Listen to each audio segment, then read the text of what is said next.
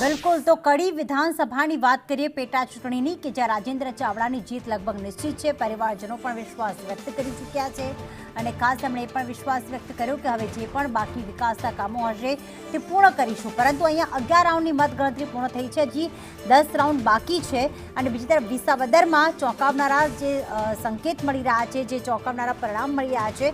આમ તો 2022ની વિધાનસભાની ચૂંટણીમાં આમ આદમી પાર્ટીની જ જીત થઈ હતી, પણ 2025માં જ્યારે પેટા ચૂંટણી યોજાઈ રહી છે એમાં પણ આમ આદમી પાર્ટીના ઉમેદવાર ગોપાલ ઇટાલિયા 7000 મતોથી આગળ. મારી સાથે ભૂષણભાઈ ભટ્ટ ભાજપના નેતા અમારી સાથે જોડાયેલા છે અને સહયોગી નુપુર પટેલ તો જોડાયેલા છે.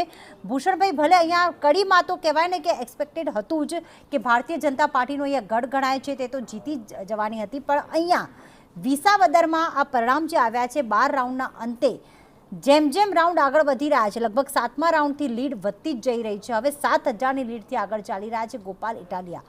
ભાજપ માટે એક ઝટકો સમાન ગણી શકાય.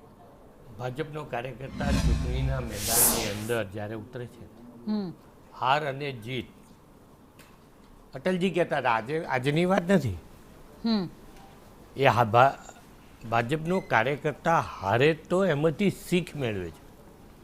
અને ક્યાંક શીખ શું મેળવે છે તો અટલજીની એ દિવસથી આજે પણ અત્યારે લખેલી અત્યારેની વાત નથી. ન હાર મેં ન જીત મેં ભયભીત નો કંચિત મેં, કર્તવ્ય પર ચલે ચલો જો ભી મિલા ये सही है. કાર્યકર્તા, ભારતીય જનતા પાર્ટીનો કાર્યકર્તા પૂરી નિષ્ઠાથી, પૂરી તાકાતથી, પૂરા વિશ્વાસથી, માત્ર જીત મળી માટે, જીત મેળવવા માટે નહીં, જીત નથી મળી ત્યાં આગળ પણ એ કેમ ના મળે. 24/7 365 દિવસ બાકીની પાર્ટીઓ, બાકીની રાજનેતાઓ ચૂંટણી આવે ત્યારે મેદાનમાં આવે છે અને પછી લોકોને ખબર પડે છે કે આ અમારી ભૂલ થઈ છે. પણ એ બધી પછીની વાત છે.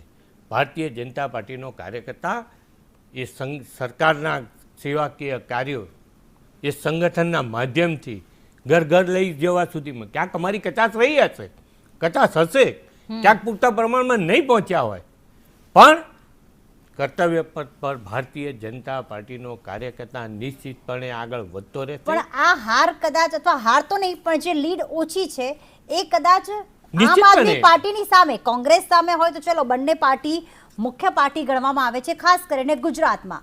પણ અહીંયા જેને તમે ઉમેદવાર તરીકે કિરીટ પટેલને મેદાનમાં ઉતાર્યા છે એ 2009થી લઈને યુવા ભાજપના પ્રમુખ રહી ચૂક્યા છે. સાથે સાથે તલાલા ખેતીવાડી ઉત્પન્ન બજાર સમિતિમાં તે ચેરમેન પણ રહી ચૂક્યા છે, રીતે જૂનાગઢમાં પણ. અને એમની સામે ગોપાલ ઇટાલિયા જે પાટીદાર આંદોલન પછી એકદમ લાઇમલાઇટમાં આવ્યા. અત્યારે એક મહત્વના સમાચાર પણ મળી રહ્યા છે, ખાતરના મુદ્દે ખેડૂતોની ભાજપ સામે નારાજગી હોય તેવું ક્યાંક સામે આવી રહ્યું છે. વિસાવદરમાં ભારતીય જનતા પાર્ટી શું કમળ ખીલવી શકશે કે કેમ?